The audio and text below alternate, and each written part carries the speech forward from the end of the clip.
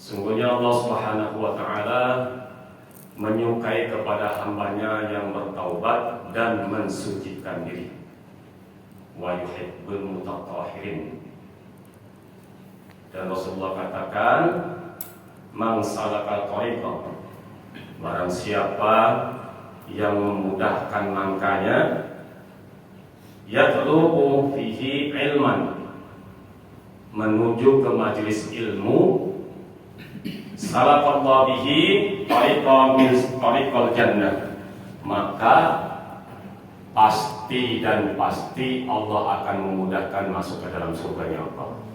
Mereka berkumpul di rumah-rumah Allah, yaitu di masjid atau di mushola. Mereka saling membacakan, mempelajari, mendengarkan kitab-kitab Allah.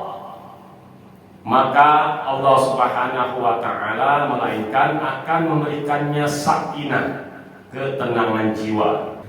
Dan Allah akan mencucuri rahmat dan akan dinaungi para malaikat.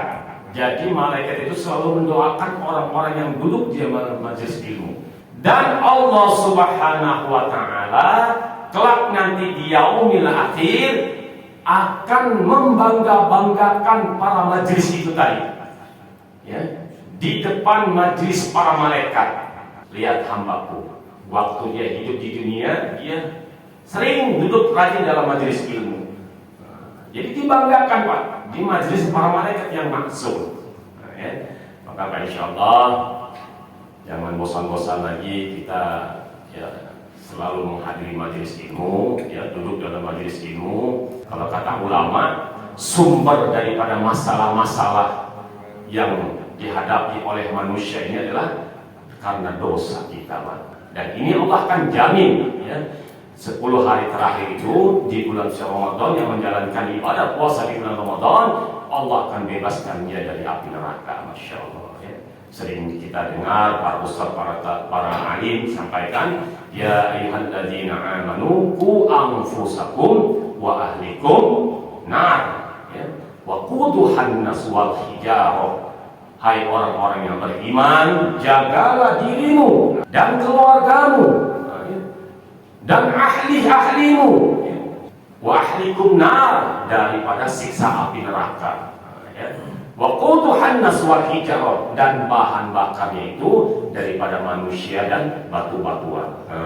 Jadi kita mesti merisaukannya. Baik bapak-bapak, ibu-ibu, jemaah salat subuh yang insyaallah sama-sama mengharapkan Allah Subhanahu wa Ta'ala. Ada hadis Muslim yang maksudnya, barang siapa yang mempelajari satu bab ilmu, maka baginya lebih baik daripada melaksanakan sholat sunnah 1000 rakaat. Masya Allah, ya. Kita lanjutkan kajian kita masih tentang bab Thaharah.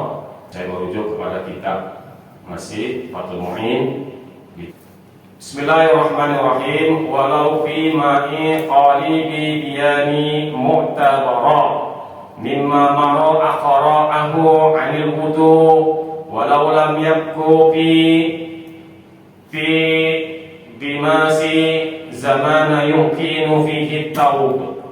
Na'am law iktasala biyati wa yustaratu bihi tartib wa haqiqatu ala yadurru nisha lum'atin aw lumani fi ghayb a'dha'i wudu bal tihara ala ma'adad dha'i mani'u kasyam'i dan yadur kama tazhara wa tahara wa yuhibbul mutatahhirin.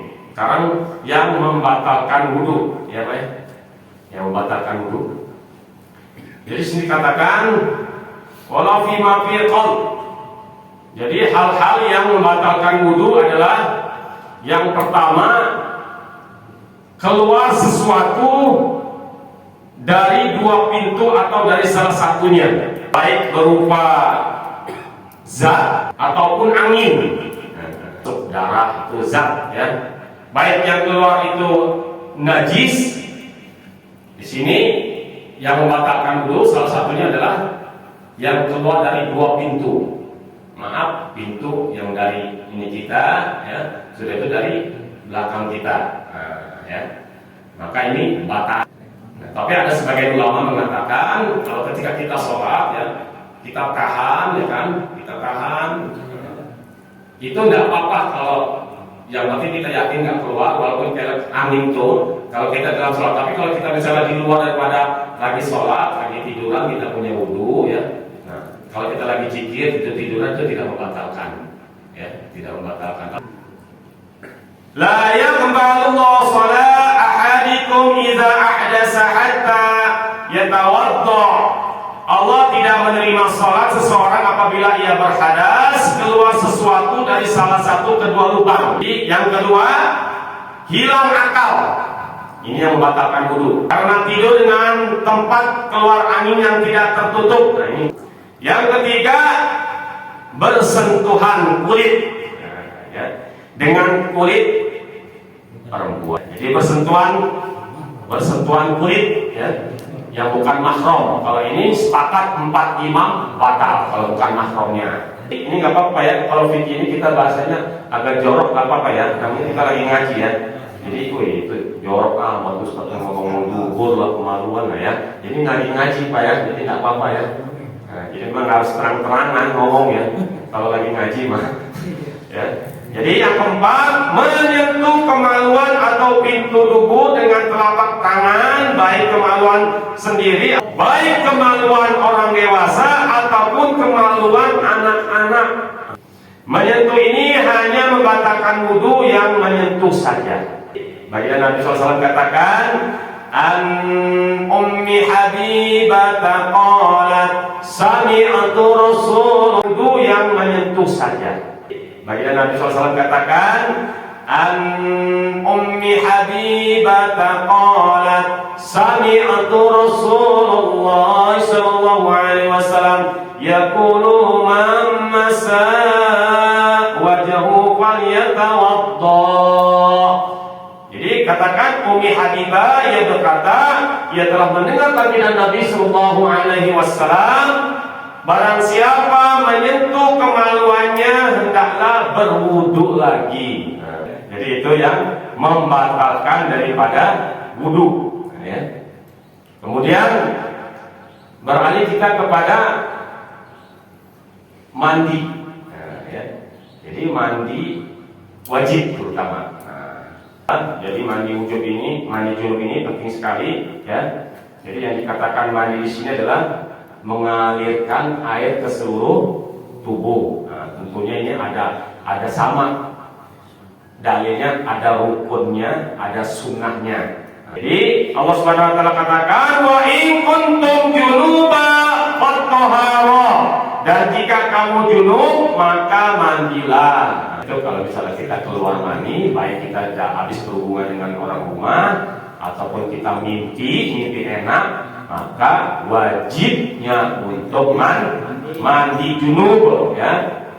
Sebab-sebab mandi di sini dikatakan ya, ada 3 diantaranya, yaitu dengan bersetubuh kita dengan orang rumah, baik keluar ataupun tidak. Kalau yang namanya bersetubuh tetap harus mandi. Nah, yang keluar ya, sebab-sebab kita itu disuruh mandi. Keluar mani, baik keluarnya karena bermimpi ataupun sebab lain, dengan sengaja ataupun tidak sengaja, dengan perbuatan sendiri atau bukan. Yang ketiga, wajib mandi adalah mati. Makanya orang mati itu wajib dimandikan. Ya. Orang Islam yang mati itu namanya fardu Pak Imam itu tugasnya ya. Ini kita orang muslim ini wajib memandikan tuh kalau orang Islam. Kalau kita nggak mandikan, dosa semua di seluruh kampung ini ya. Seluruh ini dosa semua ya. Tapi minimal kalau ada 1 orang, 2 orang yang sudah gugur, sudah kewajiban itu ya. Jadi wajib orang mati ini wajib dimandikan ya. Yang keempat yaitu haid.